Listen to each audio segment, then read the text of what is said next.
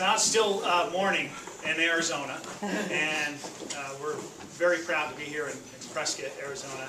I'm Paul Babbitt. I proudly serve as the sheriff of Pinal County, which is right on. Thank you. I just had the pleasure to speak to Sheriff Waugh by telephone. He's working very hard. As you know, there's a big case here in Yavapai County.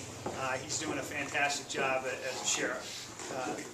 I'm here both as a personal friend and a strong supporter of Dean Martin, who is announcing his campaign for governor. And our state is in a fiscal mess, and what we lack is leadership. And I think not only having somebody who has a keen understanding, familiarity with the budget in depth, personally himself, but is a financial expert. At an economic calamity that we're facing right now, there's no stronger leader than Dean Martin. And I want to introduce to you Dean Martin, the leader Arizona needs.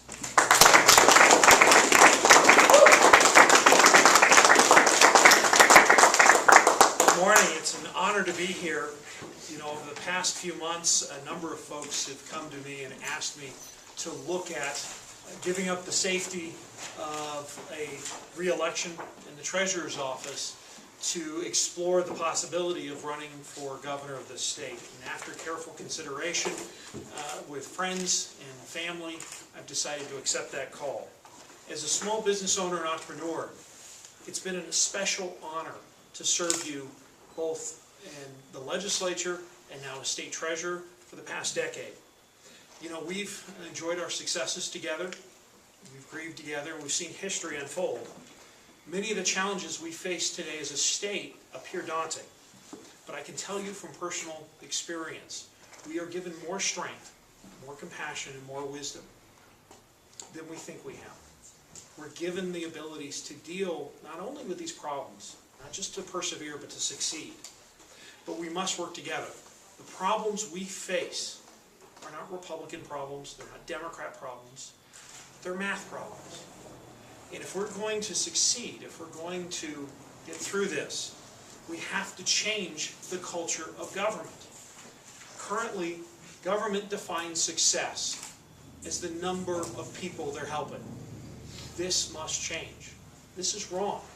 Success should be defined by the number of people who no longer need help.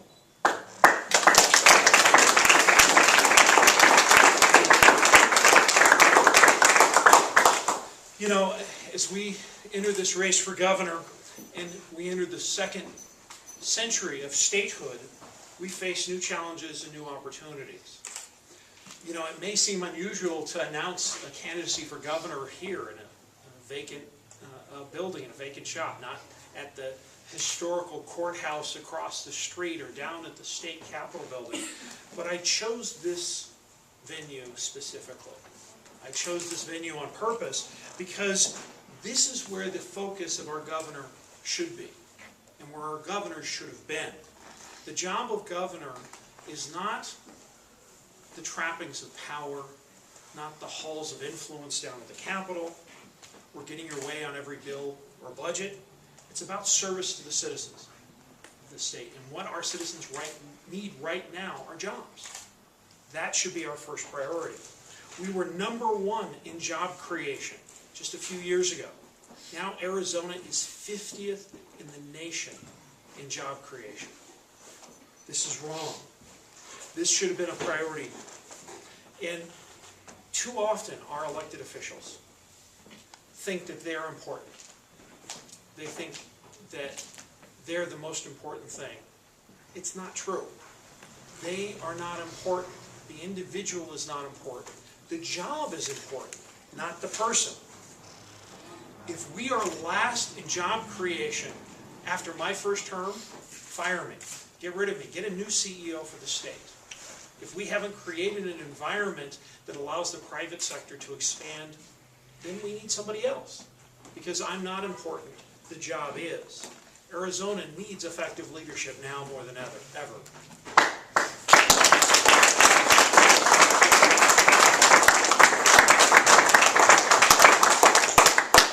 When I look around this building, you know, lot of people see a vacant, empty building. I see opportunity.